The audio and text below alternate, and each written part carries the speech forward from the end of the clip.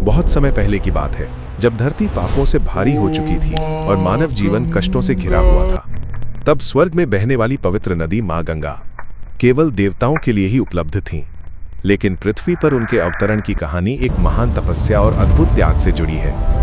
ये कथा शुरू होती है राजा सगर से, जिनके 60,000 पुत्र थे। एक दिन उन्होंने अश्वमेध यज्ञ किया, लेकिन इंद्रदेव ने उनका घोड़ा चुरा लिया और उसे कपिल मुनि के आश्रम में बांध दिया। जब सगर के पुत्र घोड़े की खोज में वहां पहुंचे तो उन्होंने मुनि पर चोरी का आरोप लगा दिया। क्रोधित होकर कपिल मुनि ने अपनी तपस्या की अग्नि से सभी सगर पुत्रों को भस्म कर दिया।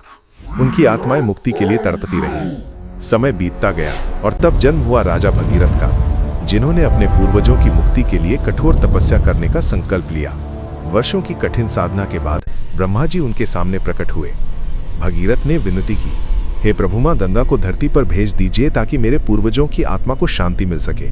ब्रह्मा जी ने कहा, गंगा का वेग बहुत प्रचंड है, यदि वो सीधे पृथ्वी पर आई तो सब कुछ नष्ट हो जाएगा। तुम्हें भगवान शिव को प्रसन्न करना होगा।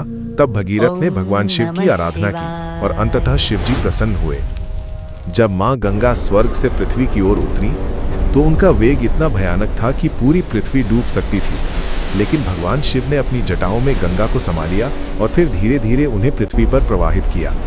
गंगा की धाराएं पर्वतों, जंगलों और मैदानों से होती हुई भगीरथ के पीछे पीछे चल पड़ी और अंततः उस स्थान तक पहुंची जहां सगर के पुत्रों की अस्थियां थीं। जैसे ही गंगा का पवित्र जल उन पर पड़ा, उनकी आत्माओं को मोक्ष मिल गया। तब से मां गंगा केवल एक नदी नहीं, बल्कि मोक्ष, शुद्धता और आस्था का प्रतीक बन गई। आज भी लोग मानते हैं कि गंगा में स्नान करने से सारे पाप धुल जाते हैं और आत्मा को शांति मिलती है। ये थी मां गंगा के धरती पर आने की दिव्य कथा, जो हमें सिखाती है कि सच्ची श्रद्धा और तपस्या से असंभव भी संभव हो जाता है। हर हर Gange. Rahasya Kartikeya Official. Like, share and subscribe.